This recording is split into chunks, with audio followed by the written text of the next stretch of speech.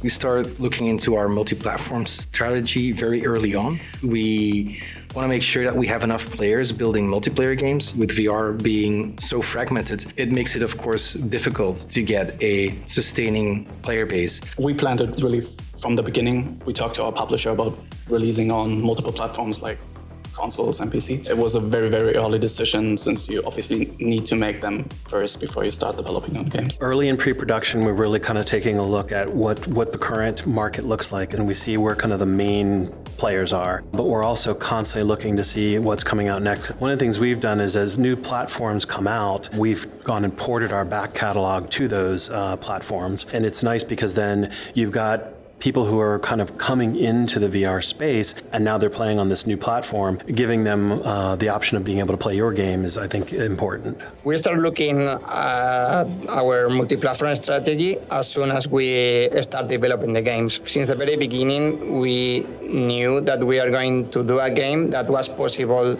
to run in multiple platforms, but not also to run, that it has sense to be in different platforms. You know, there are some genders that doesn't adapt well to mobile and they work very well on consoles. So when we start designing the game and thinking about what game to do, we were thinking also that it should meet that criteria.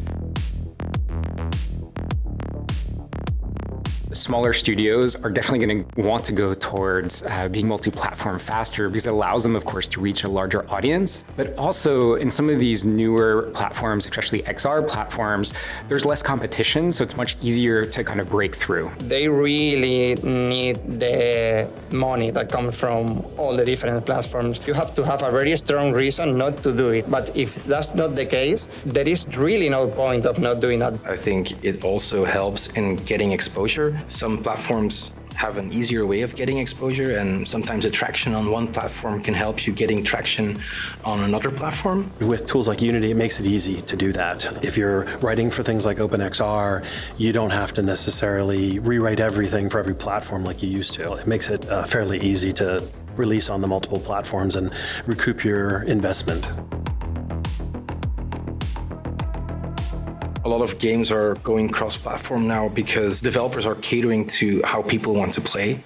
And I think a lot of people want to play anytime, anywhere, however they want to. Cross-platform is something that a lot of players are expecting the games to be right now. It's still a challenging thing for a developer to do, especially if you have a lot of platforms that you cover, but it's definitely part of the future. It allows them to bring their community of players together. I think they're all seeing that the larger community and the more engagement you have, the more retentive that is going to be. So it really is a way of leaning into the communities to retain their players in the long term. My best tip is to prepare everything. Unity has a lot of great features that makes it way more easier now to port on different platforms. Indie developers should think about, do I have the budget to maintain the game, to QA everything?